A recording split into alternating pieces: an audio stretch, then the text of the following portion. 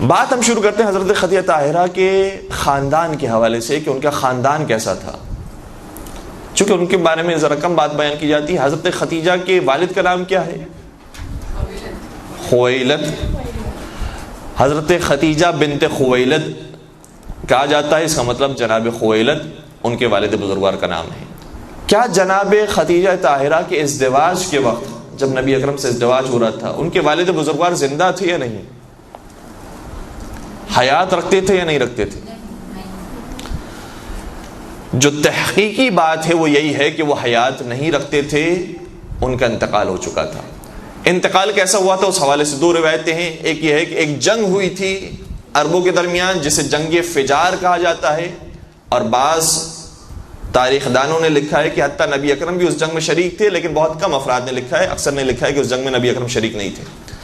لیکن اس جنگ کے اندر جناب خویلد یا شہید ہو جاتے ہیں یا حتیٰ اس جنگ سے پہلے ہی انتقال فرما جاتے ہیں، تو ازدواج کے وقت موجود نہیں تھے۔ لیکن دوسری طرف سے بعض لوگوں نے روایت میں لکھا ہے کہ نہیں، موجود تھے اور شادی سے راضی بھی نہیں تھے، اور پھر استغفر اللہ نعوذ باللہ نعوذ باللہ، جناب خدیجہ طاہرہ چونکہ پیغمبر اکرم کو پسند کیا کرتی تھیں اور ان کے والد بزرگوار راضی نہیں تھے، لہٰذا انہیں طعام اور شراب دے کر راضی کیا، نعوذ باللہ نعوذ باللہ۔ اور پھر جب وہ اپنے اصلی حالت کے اندر واپس پلٹ آئے ہیں تو پھر انہوں نے انکار کر دیا۔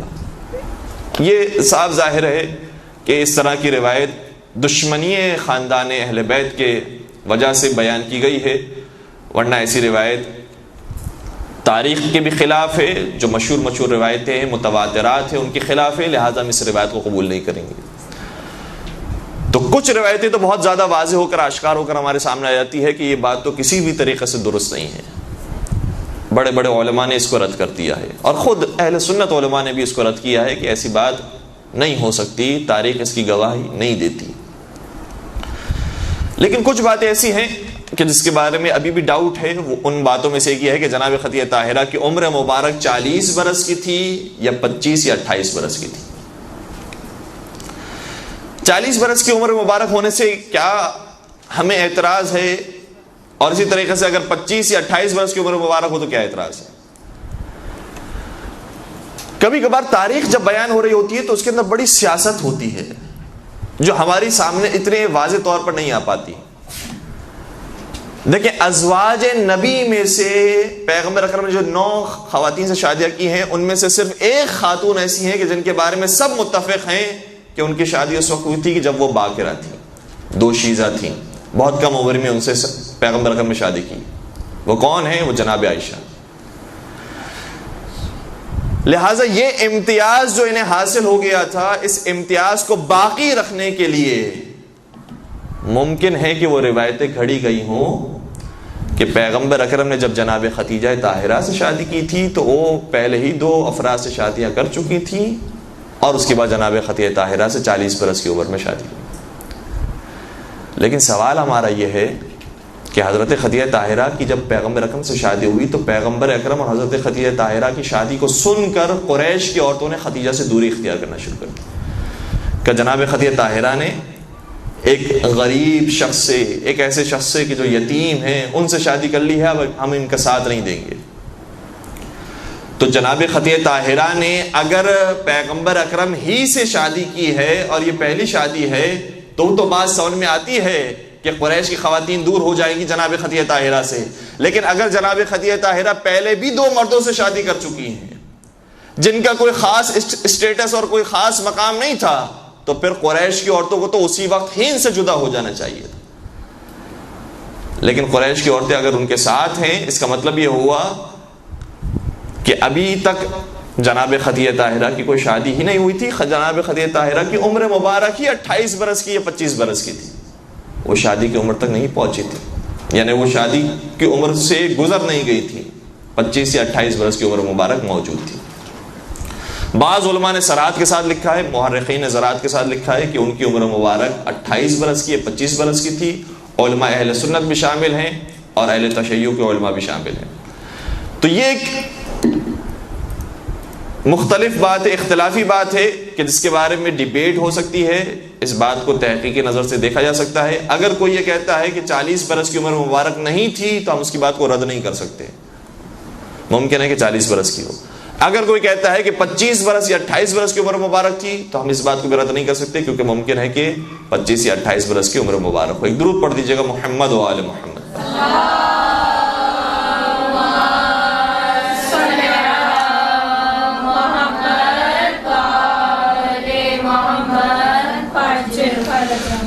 پھر جناب خدیجہ طاہرہ کے جو دادا اور ان کے جد ہیں جناب اسد۔ اچھا، یہ جب اسد کا لفظ آتا ہے تو بعض لوگوں کے ذہن میں فوراً سے خیال آئے گا فاطمہ بنت اسد بھی تھیں، تو کہیں وہی اسد ان کے بھی دادا اور جد تو نہیں ہوتے ہیں؟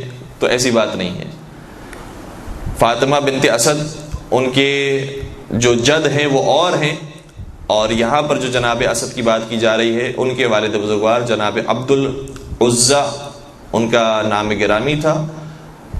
اور یہ جناب اسد وہ ہیں کہ جنہوں نے ایک اہم معاہدے کے اندر شرکت کی ہے، اور پیغمبر اکرم نے بھی اس معاہدے میں شرکت کی ہے، اور اس معاہدے کے بارے میں پیغمبر اکرم فخر محسوس کیا کرتے تھے کہ میں نے اس معاہدے میں شرکت کی ہے۔ اس معاہدے کا نام کیا ہے؟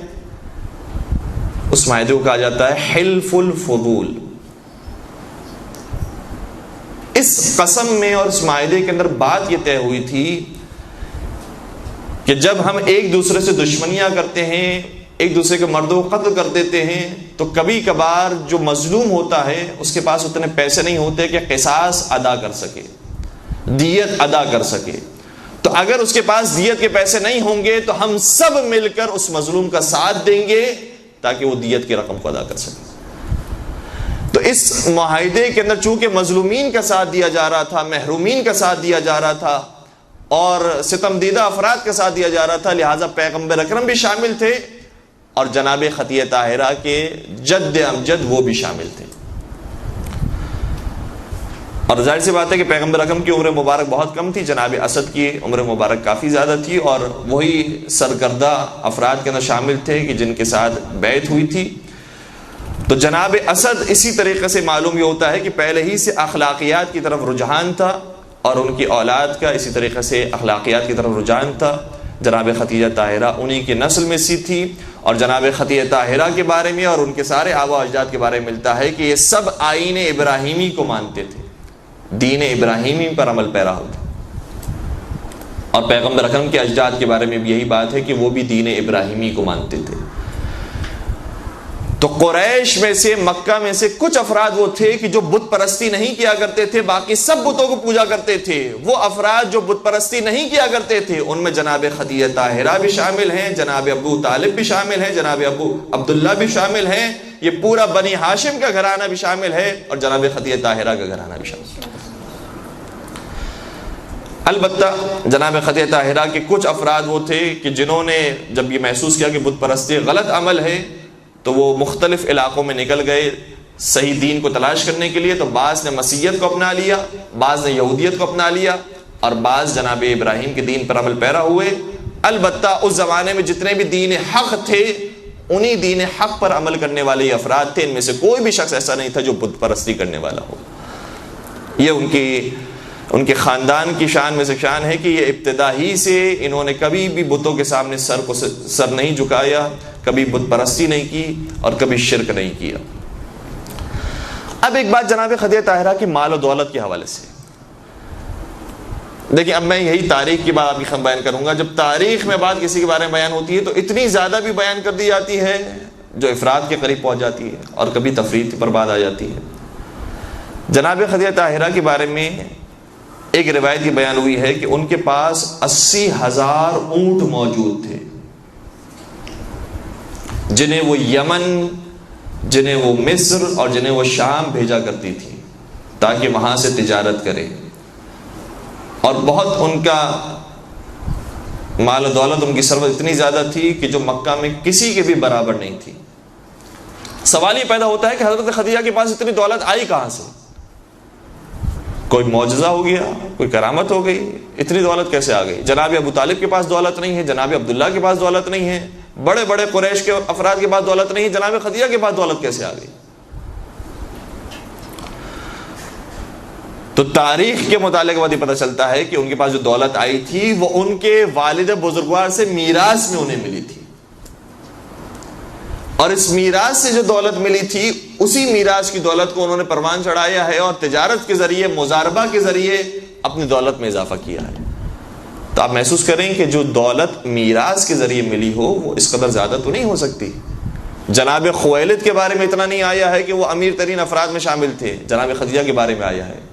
اس کا مطلب یہ ہوا کہ ایک حد تک دولت موجود تھی اور اس دولت میں اضافہ کیا ہے، اور یہی بات حتیٰ مردوں کو سیکھنے والی ہے، مردوں کے لیے سیکھنے والی ہے کہ اپنی دولت میں اضافے کے لیے صرف محنت مزدوری نہیں ہوتی ہے، بلکہ انسان اپنی عقل اور شعور کو بھی اتنا استعمال کرے کہ اسی دولت کے ذریعے جو میراث سے ملی ہے کسی سرمایے کے اندر اگر لگا دے، انویسٹ کی جائے، تجارت کی جائے، تو اسی دولت کے ذریعے اس میں اضافہ کیا جا سکتا ہے۔ جناب خدیجہ طاہرہ کیا کرتی تھی؟ جو روایت کے اندر تحقیق سے بات سمجھ آتی ہے وہ یہ ہے کہ مختلف لوگوں سے رابطہ کر کے اور ان سے یہ کہا کرتی تھی کہ آپ اگر تجارتی کاروان لے کر جا رہے ہیں تو آپ کو جتنا فائدہ ہوگا اس فائدے کو ہم نصف کر لیں گے، اور آدھا فائدہ آپ رکھیے گا، آدھا فائدہ ہم۔ لہٰذا جناب خدیجہ کا مال استعمال ہوتا تھا اور وہ مال پھر فائدے کی صورت میں جناب خدیجہ طاہرہ کو ملتا تھا، اور اس میں سب سے بڑا نام جناب میسرہ کا نام ہے، جو جناب خدیجہ طاہرہ کے غلام تھے، انہیں بھیجا کرتی تھیں، اور شام کی طرف وہ روانہ ہوئے، مختلف علاقوں کی طرف روانہ ہوئے، اور جناب خدیجہ کے مال میں اضافہ ہوا۔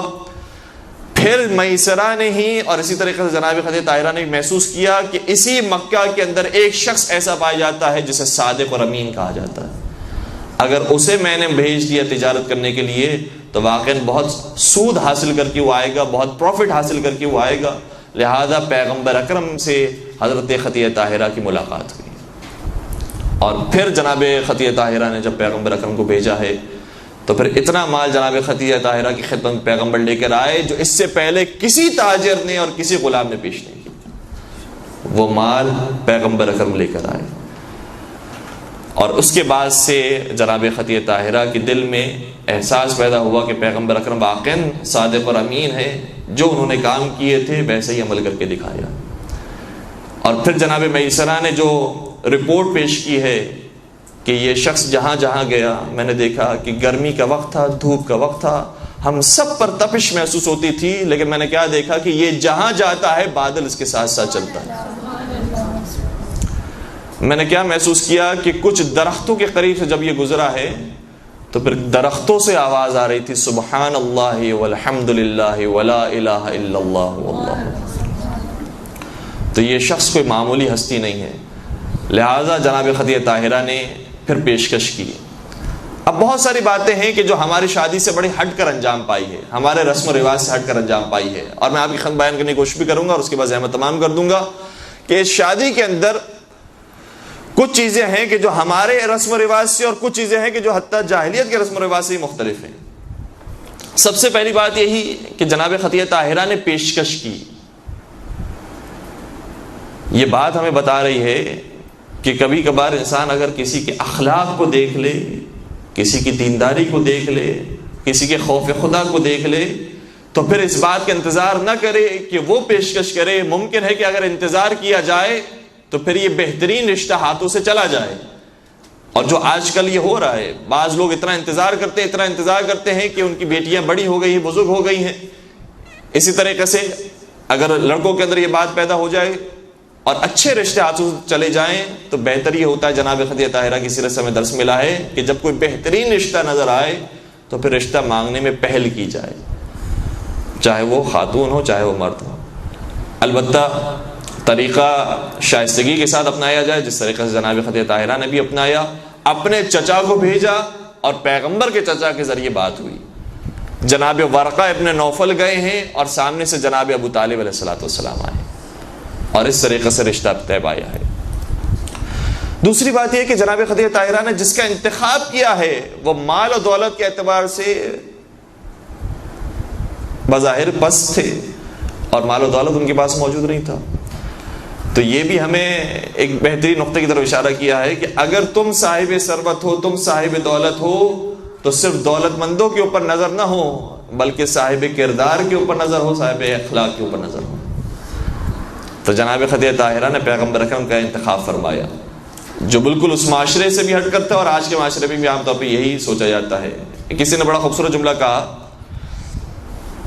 کہ کسی غریب کا رشتہ کسی کے پاس آیا، کہنے لگا کہ باقی سب باتیں تو ٹھیک ہیں لیکن یہ بیچارہ غریب ہے، تو میں رشتہ جو ہے وہ ان کو نہیں دے سکتا اپنی بیٹی کا. تھوڑے دنوں کے بعد کسی امیر آدمی کا رشتہ آیا، لیکن وہ بڑا بد اخلاق تھا، بے دین تھا، شرابی تھا. جب وہ رشتہ آیا تو فوراً سے قبول کر لیا. تو کہا کہ بھائی تم تو دیندار کو دینے والے تھے، یہ تو بے دین ہے، شرابی ہے. کہا انشاءاللہ خدا اس کی اصلاح فرمائے گا.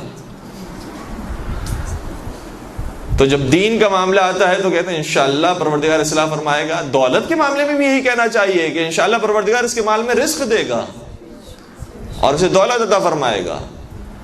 اور جناب خدیجہ طاہرہ نے وہی کام کیا کہ دین کی خاطر، اخلاق کی خاطر جس چیز کے لیے قدم آگے بڑھایا تھا. کتنے ہی رشتے ایسے تھے جو اس زمانے میں بڑے بڑے امیروں کے رشتے تھے، لیکن اگر ان سے جناب خدیجہ طاہرہ کی شادی ہوئی ہوتی تو آج جناب خدیجہ کا کوئی نام لیوا بھی نہیں ہوتا. لیکن جناب خدیجہ نے چونکہ اخلاق کو دیکھا ہے، دینداری کو دیکھا ہے، لہذا آج ہر ایک جناب خدیجہ طاہرہ کو سلام پیش کرتا ہے. تو یہ دوسری بات جو بڑی مختلف انداز سے ہوئی. تیسری بات یہ کہ جب مہر دینے کا وقت آیا، ایک روایت یہ ہے، بہار الانوار کے اندر یہ روایت موجود ہے کہ قریش والے بھی موجود تھے، اور قریش کے اندر پیغمبر کے سگے چچا کا نام ہے ابو لہب، جس کے اوپر لعنت بھیجی گئی ہے قرآن کریم کے اندر، تبت یدا ابی لہب وتب. ابو لہب پیغمبر کے سگے چچا کا نام ہے. ابو لہب بھی موجود ہے. بعض روایتیں کہتی ہیں ابو جہل بھی موجود تھا، اس نے جملہ کہا ہے. بعض کے مطابق ابو لہب نے جملہ کہا کہ جب یہ رشتہ طے ہو رہا تھا اور مہر کی بات آئی تو جناب خدیجہ طاہرہ نے پیغام بھجوایا کہ مہر ہم اپنا خود ادا کریں گے، پیغمبر کو ہم زحمت نہیں دیں گے. یعنی اس کا مطلب یہ ہوا کہ جو مہر میں نے بیان کیا ہے وہ مہر میں ہدیے کے طور پر پیغمبر کو دے دوں گی، پیغمبر مجھے وہی ہدیہ واپس کر دیں گے. تو جیسے یہ بات طے ہوئی، جناب ابو طالب نے بات قبول کر لی. کہا جیسے آپ مناسب سمجھے یہ بات ہم نے قبول کر لی. تو پھر ابو لہب کھڑا ہو گیا اور کہا اے ابو طالب تجھے کیا ہو گیا ہے کہ ہم پر اب یہ وقت آ گیا ہے کہ ہمارے مردوں کا مہر عورتیں ادا کریں گی. تو جناب ابو طالب نے کتنا خوبصورت جواب دیا کہ اے ابو لہب، اگر مرد تیرے جیسے ہوں تو عورتیں تیرا کم مہر بھی ادا کرنے کو تیار نہیں ہوتی، اور اگر مرد محمد عربی جیسا ہو تو عورت کے پاس جتنا کچھ مال و دولت ہو سب ان پر نچھاور کرنے کے لیے تیار ہو جاتی. تو نے بات کی ہے ٹھیک، وہ اپنے لحاظ سے ٹھیک کی ہے، لیکن محمد عربی کو دیکھو، ان کے لیے جناب خدیجہ سب کچھ دینے کے لیے تیار ہے. تو یہ تیسری بات یہ کہ مہر عام طور پر خاتون زیادہ سے زیادہ رکھنے کی کوشش کرتی ہیں کہ خدا نہ خاصہ طلاق کے وقت اگر کوئی مسئلہ پیش آئے تو کم از کم مہر کی رقم مل جائے. جناب خدیجہ طاہرہ نے نہ صرف یہ کہ مہر نہیں رکھا، کہا کہ یہ جو سب کچھ ہے وہ بھی آپ کو میں دینے کے لیے تیار ہوں. یہ بات بڑی مختلف نظر آتی ہے. اور چوتھی اور آخری بات کہ پیغمبر اکرم نہ صرف یہ کہ جناب خدیجہ طاہرہ کی زندگی میں ان کی تعریف کیا کرتے تھے، بلکہ جب دوسری خواتین سے شادی کر لی تو ان خواتین کے سامنے بھی جناب خدیجہ طاہرہ کو یاد کیا کرتے تھے. ورنہ کسی بھی ایک عام عقل مند انسان کو بھی ہم نے نہیں دیکھا ہے کہ جو سوتنوں کے سامنے تعریف کرنے والا ہو. جناب خدیجہ طاہرہ یہ وہ خاتون ہیں کہ دیگر ازواج کے سامنے بھی نبی اکرم جناب خدیجہ طاہرہ کو یاد کیا کرتے تھے. اس کا مطلب یہ ہوا کہ خدیجہ طاہرہ اس معراج پر فائز تھی کہ پیغمبر اکرم نہ صرف یہ کہ عام محفلوں میں جناب خدیجہ طاہرہ کو یاد کیا کرتے تھے، بلکہ دوسری ازواج کے سامنے بھی جناب خدیجہ طاہرہ کو یاد کر کے بتا دیا کہ تم میرے ذہن سے ہر چیز مٹا سکتی ہو، خدیجہ کی یاد کو نہیں مٹا سکتی. تم سے شادیاں ہو چکی ہیں، ازدواج ہو چکا ہے، لیکن جناب خدیجہ طاہرہ کی جو سیرت تھی وہ کسی کے اندر بھی نہیں پائی جاتی ہے. اور جناب خدیجہ طاہرہ نے کیا کچھ قربان نہیں کیا شیب ابی طالب کے اندر. واقعی یہ وہ ایام تھے جس میں اگر پیغمبر اکرم کو خدیجہ طاہرہ کی مدد نہ ملی ہوتی تو شیب ابی طالب میں مسلمان برداشت نہیں کر سکتے تھے. لیکن نہ صرف یہ کہ جناب خدیجہ طاہرہ نے اپنا مال دیا، بلکہ خود وہ غذا کھاتی تھیں جو غلام نہیں کھایا کرتے تھے، جو فقیر نہیں کھایا کرتے تھے. اور وہی غذا کھاتے کھاتے جناب خدیجہ طاہرہ اس دنیا سے رخصت ہو گئی۔ جب مرنے کا وقت قریب آیا، نبی اکرم کو بلایا، کہا یا رسول اللہ میں نے آپ سے کبھی کچھ نہیں مانگا ہے، صرف ایک درخواست ہے، اور درخواست یہ ہے کہ یا رسول اللہ جب مجھے لحد میں اتارے تو اپنے لباس کا کفن دیجیے گا۔ پیغمبر اکرم نے نہ صرف یہ کہ اپنے لباس کا کفن دیا ہے بلکہ خود بھی لحد میں اترے، جناب خدیجہ طاہرہ کی لحد کو درست کیا، ان کی آرام کا انتظام کیا، اور اس کے بعد جب لحد کی مٹی کو برابر کر کے اٹھے ہیں تو حضرت زہرا نے سوال کیا، بابا جان میری ماں کو آپ کہاں چھوڑ کر آ گئے، میری مادر گرامی کو کہاں چھوڑ کر آ گئے؟ بڑی مظلوم ہے جناب خدیجہ طاہرہ اور بڑی مظلومہ ہے جناب زہرا، لیکن میں دونوں خواتین سے ہاتھ جوڑ کر عرض کروں گا کہ ابھی آپ کے خاندان پر مصائب کا آغاز ہوا ہے۔ اے خدیجہ طاہرہ آپ نے فرمایا کہ مجھے کفن دے تو اپنے لباس کا کفن دے، ایک وقت وہ آئے گا جب آپ کی اولاد میں ہی ایک غریب کربلا پیدا ہوگا جو آپ کو کفن مانگنے پر کفن مل گیا وہ 3 دن تک بے کفن رہے گا۔ اجرکم علی اللہ، اجرکم علی اللہ۔ اور آپ اس دنیا سے رخصت ہوئی تو گھاس پھوس کھا کر، آپ رخصت ہوئی تو زہریلی جڑی بوٹی کھا کر، لیکن ایک وقت وہ آئے گا جب آپ ہی کی اولاد کو 3 دن کا بھوکا رکھا جائے گا، 3 دن کا بھوکا شہید کیا جائے گا۔ اور اے ام الائمہ، اے حضرت زہرا، آج آپ اپنی ماں کی جدائی کو برداشت نہ کر سکی، سوال کرنے لگی بابا جان بتائیے میری ماں کو کہاں چھوڑ کر آ گئے؟ ایک وقت وہ آئے گا جب سکینہ زلجنہ سے سوال کرے گی، اے زلجنہ میرے بابا تیرے پشت پر تھے، انہیں کہاں چھوڑ کر آ گیا؟ اور جب زلجنہ اپنے لہو کو نشان اب پیش کرے گا کہ یہ لہو میرا لہو نہیں ہے، تیرے بابا کا لہو ہے جو میں پیش کر رہا ہوں، تو ایک سوال یہ ننھی سی سکینہ کریں گی اے رہ سوار، اے گھڑ سوار، یہ مجھے بتا دے جب میرے بابا کو شہید کیا جا رہا تھا تو انہیں سیراب کیا گیا تھا یا پیاسا ہی ذبح کر دیا؟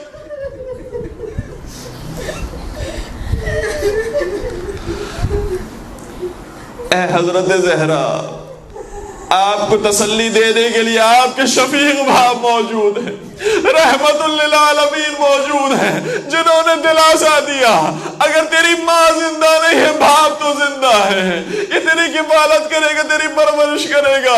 لیکن ہائے سکینہ، جب بابا کا سایہ سر سے رخصت ہوا انتظار کرتی رہی ہوں گی کیونکہ یتیم پرور گھرانے سے تعلق تھا، لیکن کیا دیکھا کوئی یتیم کے سر پر دست شفقت پھیرنے والا نہ آیا، درے لگانے